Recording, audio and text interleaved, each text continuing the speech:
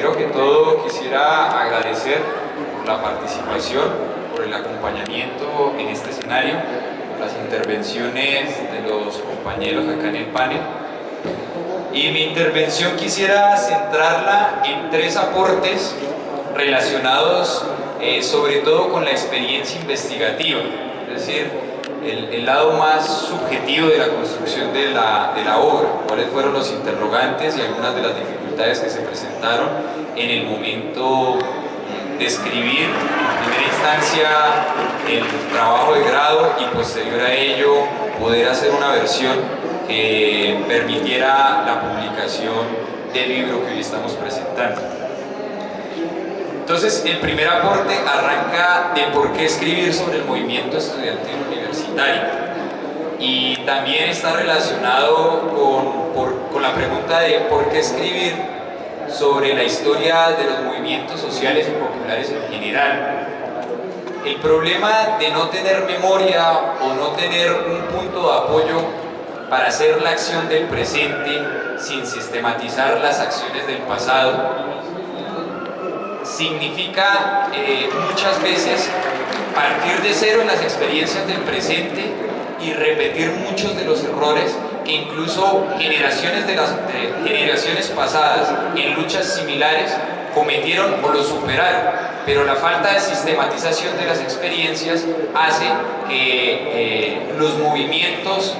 la mayoría de las veces se estanquen y no puedan avanzar en las conquistas que se han propuesto, los objetivos que se han propuesto. Entonces, reflexionar sobre los movimientos sociales y populares hoy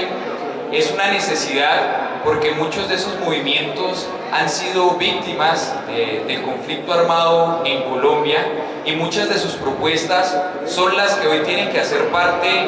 de todo lo que implica el proceso de construcción de paz, porque precisamente esas propuestas son las que pueden hacer de nuestro país un país más justo y democrático y por lo tanto un país que garantice realmente la construcción de una paz para el conjunto de los colombianos y no una paz para solo una parte de la sociedad colombiana. Sobre todo a lo que se refiere con el movimiento estudiantil, ya los otros compañeros lo han dicho, no existen ni siquiera libros, bueno, hay una novela, pero lo que más hay, y es poco, son artículos al respecto. Y esos artículos sobre todo se centran en experiencias de los 60s, algo de los 70s, más recientemente algo se ha escrito sobre los 80s, sobre los 90s sí hay casi nulo y la experiencia más reciente es inexistente. El movimiento estudiantil cuando no cuenta con un texto de referencia que balancee sus experiencias, sumado a que las personas cuando entran a la universidad entran bajo el objetivo de graduarse, por lo tanto es una base social que se va renovando cada 5, 6 o 7 años, pues esto hace que la sistematización de la experiencia se dificulte mucho más. Entonces ese adanismo, ese partir de cero, parece que siempre se comenzara, y esa inquietud y esas dificultades que tuvimos en la práctica, en la movilización, pues nos obligó a decir, venga, ¿qué se ha hecho? ¿Por qué siempre estamos comenzando y por qué no avanzamos en las conquistas que nos hemos propuesto? Entonces esa inquietud fue la que impulsó a decir, bueno, por lo menos vamos a sistematizar los últimos 20, 21 años, que son las generaciones que ahorita están más presentes, y dejar este punto de referencia para que el movimiento lo tome como una herramienta y pueda perfeccionar su accionar hacia futuro, y en esa medida, perfeccionando su accionar, pueda lograr las grandes conquistas que se han propuesto, que no es otra a nivel histórico que garantizar la educación como derecho para el conjunto de los colombianos.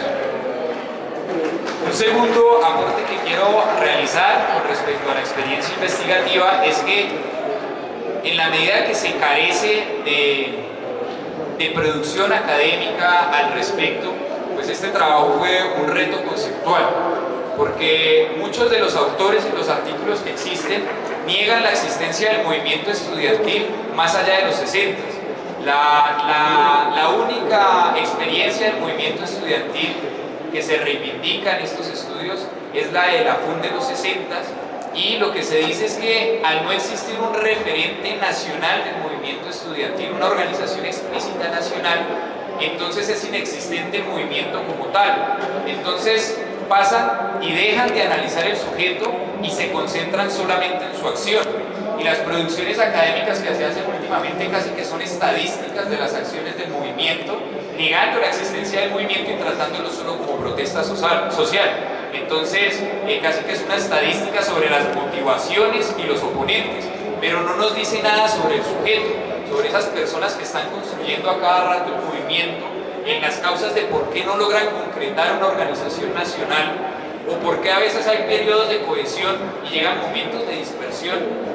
y así sucesivamente, ¿no? El movimiento oscila entre una dispersión y una cohesión, pero todavía no ha logrado su cohesión permanente, aunque los actores y las diferentes generaciones que han llenado, digamos, la actuación de la fuerza social estudiantil han deseado consolidar esa organización a nivel nacional. Entonces, esto de abandonar el análisis del sujeto para concentrarse solamente en el análisis de su acción ha hecho mucho daño, porque no nos dice nada a aquellos que sí estamos interesados en lograr construir una organización gremial del movimiento estudiantil a nivel nacional. Por el contrario, solo nos reducen la capacidad, porque casi que nos niega la expectativa de la posibilidad de consolidar un movimiento estudiantil a nivel nacional. Entonces, el ejercicio conceptual fue casi que poder hacer una relación entre la acción y el comportamiento del sujeto, rompiendo con esos estudios pioneros que han intentado. Venimos del movimiento estudiantil, entonces son 2 minutos ya para cerrar. En 2 minutos ya cerramos. El reto conceptual fue poder hacer una relación entre la acción del movimiento y el sujeto, y dar con esos periodos de cohesión y dispersión, explicando sus causas. Y explicar sus causas es balancear las dificultades que se han tenido para proponer algo sobre esas dificultades y cómo superarlas. Vamos, eso fue también un reto conceptual. Y por el otro lado, y ya con esto cierro, que sería el tercer aporte, fue la multiplicidad de fuentes que hay a la hora de hacer la historiografía sobre el movimiento estudiantil. Todos los que hemos estado en el movimiento estudiantil sabemos que casi que nacen organizaciones a diario. Entonces, encontrar una unidad de versión sobre qué fue lo que pasó es una dificultad que se encuentra. Acá quiero reivindicar 2 aspectos. Primero, el semanario Voz, porque es una herramienta que semanalmente intenta visibilizar la acción subalterna, es decir, la acción que no coincide con la del modelo hegemónico, y en esa medida permite incluso a los actores mismos que hacen la movilización escribir y hacerle publicidad a las acciones que están realizando. Entonces es una fuente que cuando hace un primer acercamiento, pues encuentra más o menos sistemáticamente información con respecto al sujeto subalterno que uno está analizando, en este caso el movimiento estudiantil. Y por el otro lado, una de las experiencias que creo yo es la que ha tenido más continuidad en los últimos años, que es la Asociación Colombiana de Estudiantes Universitarios, que todavía está y es producto de toda la experiencia gremial que hubo en los años 90. Entonces, digamos, desde ahí se sintetiza, y aunque esas fuentes fueron trabajadas académicamente, se intenta presentar una versión de la historia, pero aunque trabajada académicamente no deja de ser una versión. Por lo tanto, más que una verdad absoluta presentada en este libro,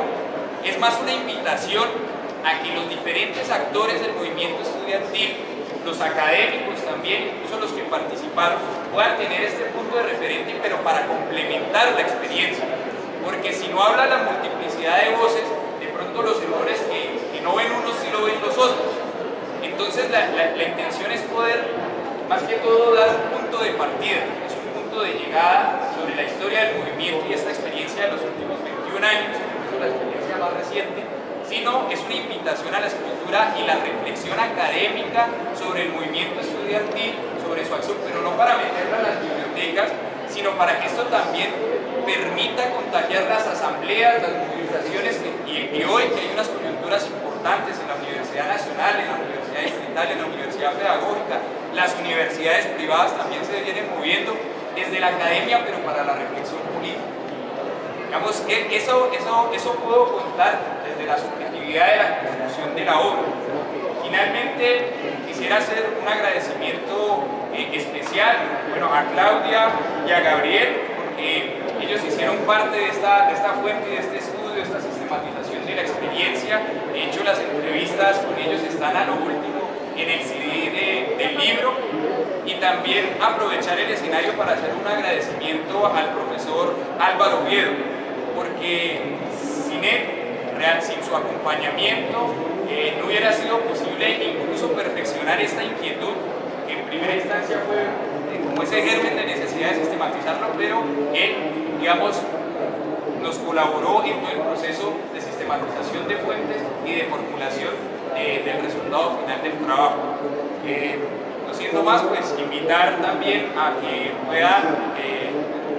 visitar el stand de Teoría y Praxis. Posterior acá al evento vamos a estar allá un rato, entonces si alguno también tiene dudas, inquietudes y demás, allá en el stand podemos dialogar más pausadamente, tranquilamente, y además pueden observar también otra cantidad de obras que hacen parte del pensamiento crítico tan necesario para nutrir estos días, cuando la esperanza empieza a ser un deber